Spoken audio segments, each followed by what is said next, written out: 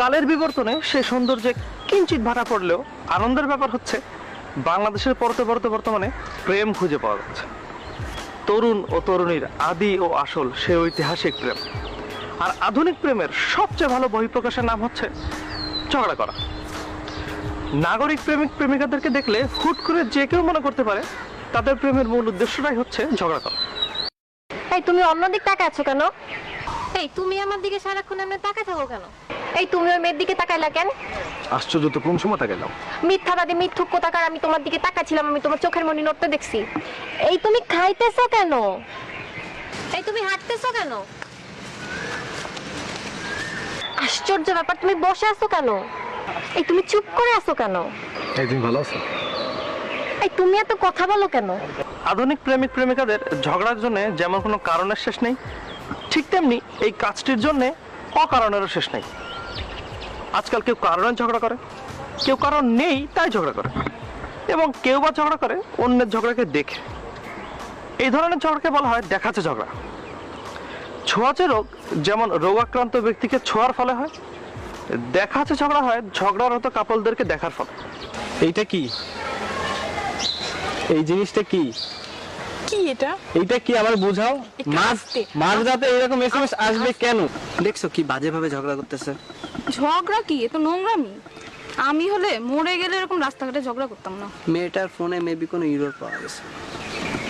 ও, মেয়েটার ফোনে এরর পাওয়া গেছে। আর ছেলেটা কি ধোয়া তুলসী পাতা না? আমি দেখছি তুমি সবসময় মেয়েদের সম্পর্কে এসব বলো। আসলে তো মেয়েদের বলো না, বলো আমাকে। এই তোমার সাথে রিলেশন করে আমার এখন নিজের উপর লজ্জা লাগছে। ঠিক আছে তো বাবা, তাহলে এটা নাও। ঠিক আছে। ওই দেখো, ওরা ওদের ঝগড়া মিটাই ফেলছে, আর তুমি সবসময় আমার সাথে ঝগড়া করো। আচ্ছা, রিলেশনশিপে থাকা একটা ছেলের কাজ কি কি? আপনার মনে কি কখনো এই মহামূল্যবান প্রশ্নটির উদয় হয়েছে? যদি হয়ে থাকে তাহলে আপনার জন্য সুখবর। আজই আপনি জেনে যাবেন এই মহামূল্যবান প্রশ্নের উত্তর। মূলত একটি ছেলেকে তার রিলেশনটা সফলভাবে কন্টিনিউ করার জন্য 3টি কাজ করতে হয়। 1, তার গার্লফ্রেন্ডকে টাইম দেয়া। 2, তার গার্লফ্রেন্ডকে টাইম দেয়া। এবং মোস্ট ইম্পর্টেন্ট 3, তার গার্লফ্রেন্ড বাদে আর কাউকে টাইম না দেয়া। হ্যালো, হ্যালো জানো, আচ্ছা তুমি কই? এই তো ফ্রেন্ডদের সাথে। ফ্রেন্ডের সাথে মানে? এই রামসাম যদুমধু। আচ্ছা, সারাক্ষণ এই 4টা ছেলের সাথে কি? তোমাকে যখনই ফোন দিই তুমি তখনই এই 4টা ছেলের সাথে থাকো। আমার জন্য তো তোমার কখনো কোনো টাইম হয় না, সারাক্ষণই তো আছে এদের নিয়ে। সিরিয়াসলি একটা কথা বলো তো, তুমি কি গে? সরি দোস্ত। হ্যালো, হ্যালো জানো, এখন তুমি কই?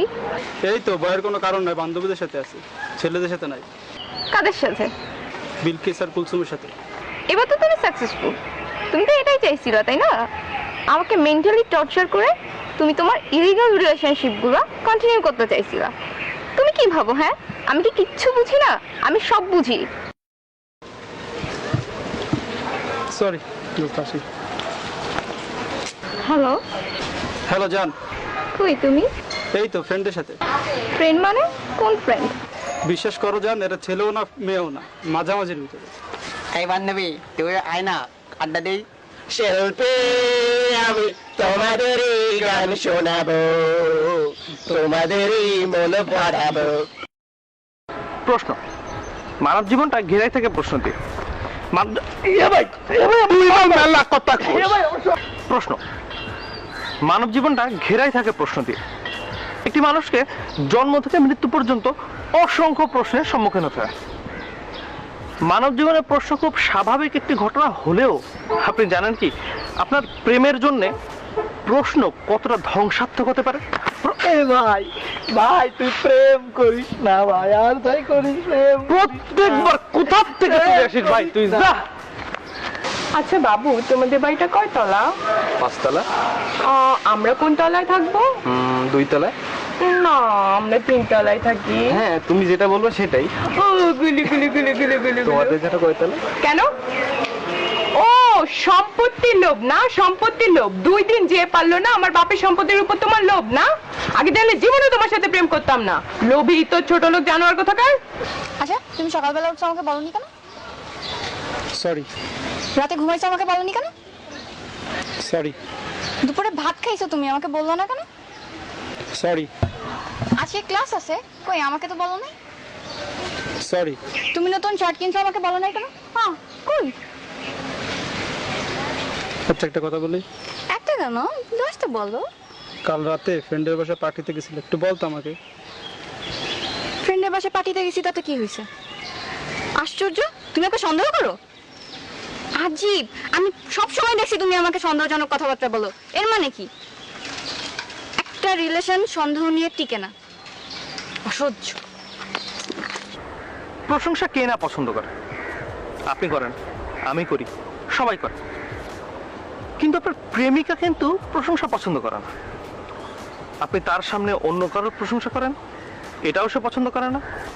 আপনি তার সামনে তার প্রশংসা করেন, এটাও কিন্তু সে পছন্দ করে না।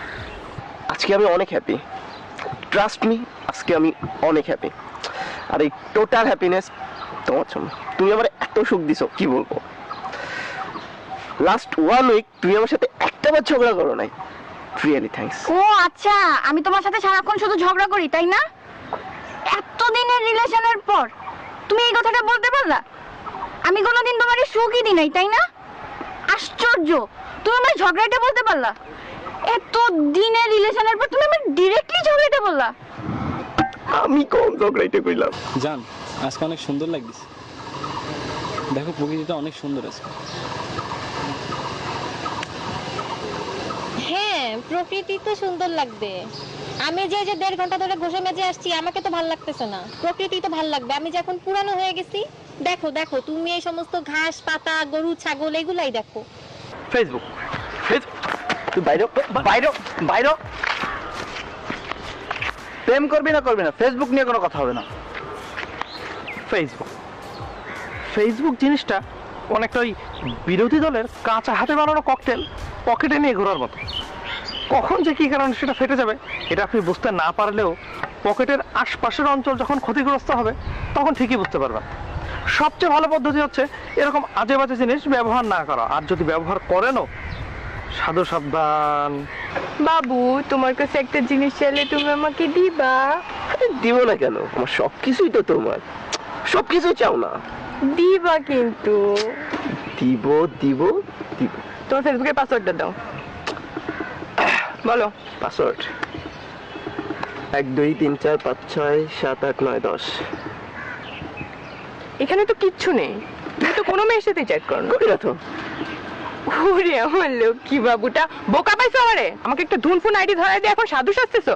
আমি কিচ্ছু বুঝি না, এটা তো ডেফিনেটলি তোমার রিয়েল আইডি না। এই তোমার রিয়েল আইডি পাসওয়ার্ড দাও। তুমি অদ্ভুত রাজকন্যার পিকে লাইক দিলা কেন? ছবিটা সুন্দর হয়েছে তাই। ছবিটা সুন্দর হয়েছে, খুব সুন্দর হয়েছে, তাই না? অদ্ভুত রাজকন্যা পিক আপলোড দেওয়ার 5 মিনিটের মধ্যে লাইক দাও, আর আমি পিক আপলোড দিলে 5 মিনিট তো 5 মিনিট, 24 ঘন্টা তো 24 ঘন্টা, 2-3 দিনের মধ্যেও তোমার লাইক খুঁজে পাওয়া যায় না। লাইক দিবা কেন? অদ্ভুত রাজকন্যার পিক তো তোমার খুব ভালো লাগে, আমার পিক তো ভালো লাগে না, এখন তো আমাকে ভালো লাগে না, কেন লাইক দিবা? ডিএসএলআর, ডিএসএলআর হচ্ছে এরকম একটা জিনিস যে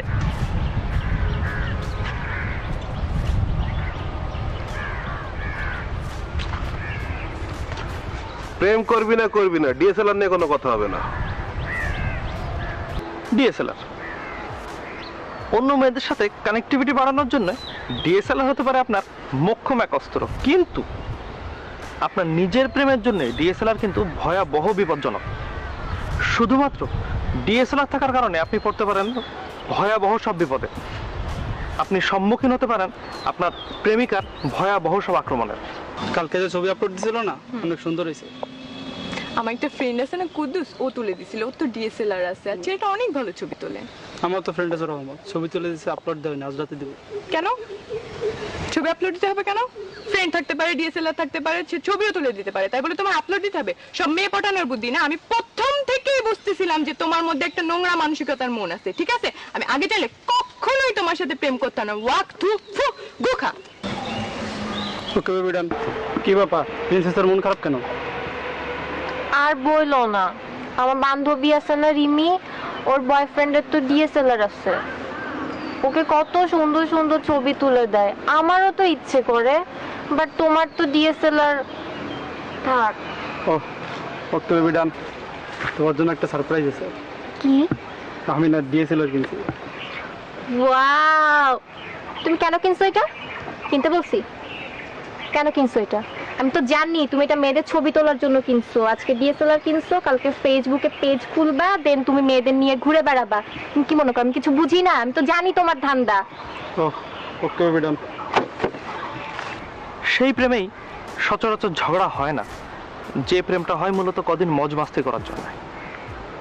সেই প্রেমেই ঝগড়া হয় যে প্রেমটা আসলে আজীবন কাটানোর জন্য হয়। তার কারণ ঝগড়াটা আসে অপ্রাপ্তি থেকে, অভাববোধ থেকে, এবং এই অপ্রাপ্তি ও অভাববোধ শুধুমাত্র একটি মানুষের কাছ থেকেই পাবার জন্য হয়, আর এটাই ভালোবাসা। বেঁচে থাকুক ঝগড়াগুলো, বেঁচে থাকুক ঝগড়ার আড়ালে লুকিয়ে থাকা এই অপরিসীম ভালোবাসাগুলো। ভালো থাকুন, সুস্থ থাকুন, আনন্দে থাকুন।